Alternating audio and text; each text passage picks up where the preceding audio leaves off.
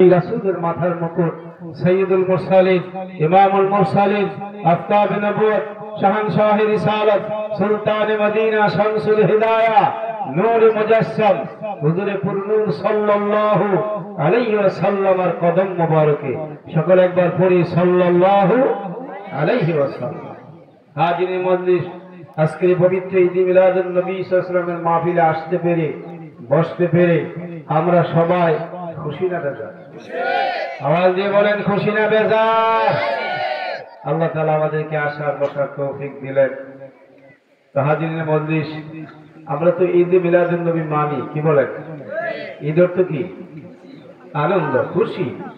মিলাদ অর্থ জন্মালোচনা, নবী তো নবী, অর্থাৎ নবীজির জন্মের আলোচনা। এটি হলো ঈদ মিলাদুন নবীর মূল উদ্দেশ্য, ঠিক নেই? কিন্তু আমার দেশে একজন লোক মিলাদুন নবী নিয়ে ভাড়াভাড়ি, তারা মিলাদুন নবী মানে না, সিরাতুন নবী। আমি গতকাল রসপিন্দি ছিলাম, সকালে ভ্রমণ করে দিয়ে আসছি, 4 জায়গায় দেখছি ছাত্ররা একতলা লাঠি নিয়ে খেয়ে দিচ্ছে, 3 জন অন্য হুজুরা তো লাঠি কেড়ে আসবে। আমি তো জানি তারা যে ঈদে মিলাদুন নবীর দুশ্মন বিরুদ্ধে, অর্থাৎ বাউলবাজার শহরের ভিতরে যদি কেউ গিয়ে ঈদে মিলাদুন নবী কয়, তাহলে ভিড়াই লাগিলা। এই ঈদে মিলাদুন নবীর, নবীজির জন্মের আলোচনা। মানুষের কি আগে জীবনী না আগে জন্ম? আমরা তো মিলাদুন নবীও মানি, সিরাতুন নবীও মানি, কিন্তু তারা মিলাদুন নবী মানে না, সিরাতুন নবী মানে। আমার নবী কি দুনিয়াতে আগমন করেন নাই? কথা কর না কেন? করছে। আমার দেশের বড় বড় নেতাদের জন্মবার্ষিকী পালন করা হয়, সরকারিভাবে লক্ষ লক্ষ টাকা খরচ করে, কিন্তু একটি চুর শব্দ হয় না।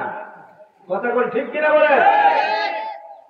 কিন্তু আমার রাসূল পাক সাল্লাল্লাহু আলাইহি ওয়াসাল্লামের আগমনে যদি কিছু টাকা খরচ করে, এটা নিয়ে সমালোচনা।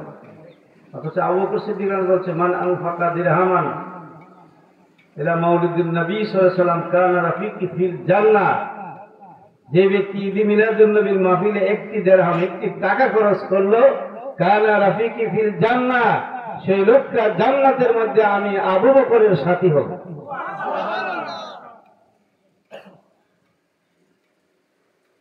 তো আমরা সিরাতুন নবীও মানি, মিলাদুন নবী। মিলাদুন নবী নবীর জন্মের আলোচনা, আর সিরাতুন নবী নবীজির জীবনী নিয়ে আলোচনা। নবীজির জীবনের যত আমল আখলাক রয়েছে, এইগুলি নিয়ে আলোচনা করা, ঠিক কিনা বলেন?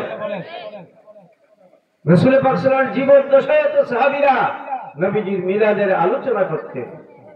সুবহানাল্লাহ বলেন। এবং আমরা করলে এটা দোষ। ঠিক।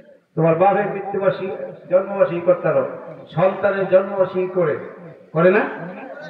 লাখ লাখ টাকা খরচ করে মানুষের দাওয়াত দিয়ে খাওয়ায়, কিন্তু আমার রাসূল পাক সাল্লাল্লাহু আলাইহি ওয়াসাল্লামের আগমনের মাসে কিছু খরচ করবে, একটু আনন্দ করবে, এটা করতে রাজি না।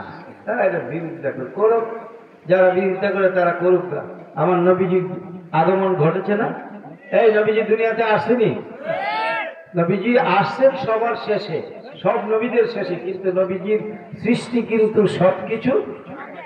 হযরত জাবের রাদিয়াল্লাহু তাআলা থেকে হাদিস, তিনি রাসূল পাক সাল্লাল্লাহু আলাইহি ওয়াসাল্লামকে একদিন বলতেন, ইয়া রাসূলুল্লাহ, আমার মাতা পিতা আপনার পদতলে উৎসর্গ হোক। ইয়া রাসূলুল্লাহ, আমি জানতে চাই আল্লাহ রাব্বুল আলামিন সর্বপ্রথম কোন বস্তু সৃষ্টি করেছেন? আমার নবী হচ্ছে জাবের, তুমি জানিয়ে রাখো, সর্বপ্রথম খালাকা কাবলাল আশিয়া মিন নূরিন নাবিয়াকা, তোমার নবীর নূরকে আল্লাহ পাক সৃষ্টি করেছেন।